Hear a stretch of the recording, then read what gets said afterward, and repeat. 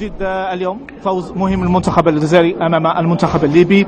الشوط الاول كان شوط صعب للمنتخب الجزائري. تقييمك العام حول المباراه؟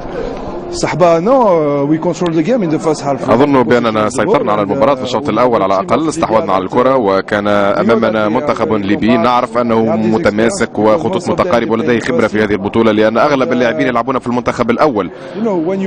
ولكن كما تعرفون عندما تلعب مباراة مثل هذه الأهم هو النقاط الثلاث في نهاية المطاف. بالنسبة لي لعبنا جيدا في الشوط الأول، وكما قلت اللاعبين بين الشوطين لا نحتاج أن نلعب بنسقهم، لأنهم بالتأكيد حاولوا أن ينومونا بين قوسين، ولكن أنا أردت فعلا أن نحاول أن نكون خطوط متقاربة ونجد المساحات كذلك عندما تكون موجودة. لكن كما رأيتم في الشوط الأول كنا أفضل. في الشوط الثاني في الحقيقة عندما سجلنا الهدف لم يعجبني ما رأيته، لأن اللاعبين تأخروا قليلا. أردت أن يضغطوا أكثر بعد الهدف الأول، لذا يجب أن نعرف أنهم يملكون لاعبين كثيرين من الشباب، وكذلك نحن أيضا لدينا بعض اللاعبين الذين يأخذون هذه التجربة لأول مرة، وأنا فخور بهم. وخطوة التجربة الأخرى سوف نذهب بعيدا إن شاء الله.